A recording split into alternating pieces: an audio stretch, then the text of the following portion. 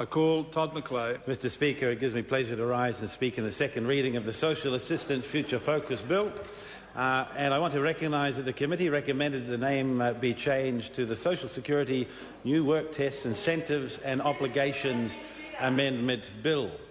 Mr Speaker, I want to just comment briefly on a number of speakers from the opposition who have raised points before me.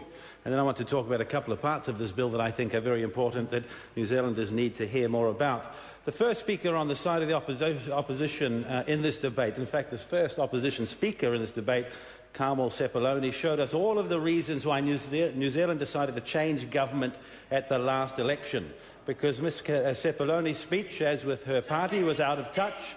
It lacked vision, it lacked aspiration. And what Mrs Sepuloni told beneficiaries all over New Zealand was that that was as good as they could get and they should be happy with what life had dealt them. Mrs Sepuloni stalked into this debate with her mock hyena print scarf, and all that she could do was talk about the Minister, Paula Bennett, and she mentioned a picket fence occasionally. But the whole of her speech virtually was about the hard-working Minister, Paula Bennett. And I think that probably Minister Bennett is Carmel Sepuloni's role model, Mr Speaker. I detected a little bit of envy there, and can I say to those listening, there's a lot to be envious of. A minister who cares for New Zealand, who's delivering for New Zealanders, not slogans, not hype like the member opposite. And the people of Waitakere recognise this, Mr Speaker. I hear the hyenas want their scarf back because member opposite has given them a bad name. Look, what I also want to say is I want to comment briefly on the Speaker from the Green Party, and I can't bring myself to mention her name after the horrible, horrible things that she did and said in undermining real child abuse in this country. She belittled the seriousness of care for our children, and I think she should be ashamed and she should wake up and she should do a bit of research and actually see what the difference is between what she's trying to suggest this bill is doing, and it's certainly not, and actually what child abuse is. And I'm yet to meet anybody in this House who isn't appalled by the horrible statistics and incidents of child abuse in this country. I think it's appalling what she has said. Mr Speaker, this piece of legislation is about balancing obligations and support so that beneficiaries can achieve the best outcomes for themselves and those who depend upon them. This piece of legislation will support people when they're most in need, encourage them to get back to work and act when they don't take responsibility for themselves. And the legislation focuses on what people can do, not on what people can't do. I want to congratulate Minister Paula Bennett because she is delivering on a pre-election promise to reform the welfare system, something we campaigned on and New Zealanders accept. I also want to congratulate Minister Bennett for believing that New Zealanders who can work should work. And the Minister, I know, believes that it's not fair on ordinary, hard-working New Zealanders if people receiving benefits aren't making every effort to get back to the workforce. This government is committed to a system which supports people when they need it most, but which encourages people to get back to work as soon as they're able to. And this government wants people to take responsibility for themselves, for their families and for other taxpayers. And I've had feedback from people who have been on benefits or still are, who echo those sentiments and actually want that as well, Mr Speaker. It's important to recognise that people who receive a benefit are only able to do so because others are going to work every day and earning wages and paying their tax.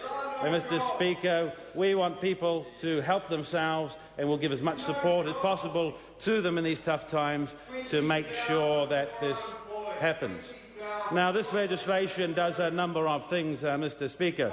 It will introduce part-time work testing for DPB, mothers on the DPB, when the youngest child reaches the age of 6. Now, what it also will do will provide additional support to those families in the case of child support and care and assistance. And the work testing, of course, Mr Speaker, will be reasonable and will take into account the importance and the security of those children. Also, we'll look at sickness benefit recipients, and where medically they're assessed to be able to do some work, then there would be an expectation they would be looking for that work.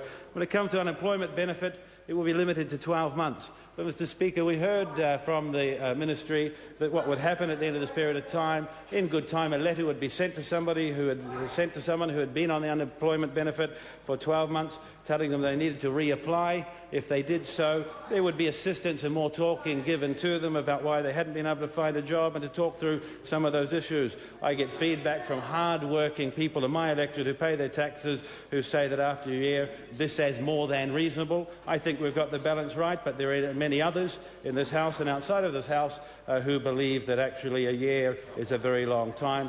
I'm not one of those.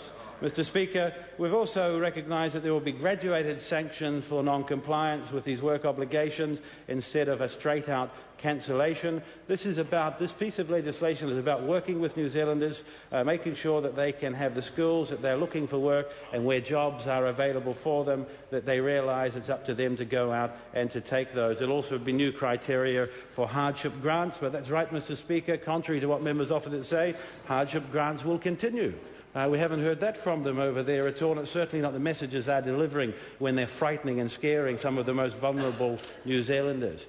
A boost of income abatement levels for a number of areas of where benefits are received, DPB, invalids benefits, widows benefits, non-qualifying partners of the superannuation and veterans, to assist them, to make them better off and to help them back to the workforce. And then training support, a study loan to support solo parents on the DPB to study again. Well, members opposite said that wasn't going to happen, Mr Speaker. It is, and I've mentioned additional child support. Can I say, Mr Speaker, it was a very difficult bill to see through committee. We did have a wide range of views, but I think the amendments and changes that have been made have got this right.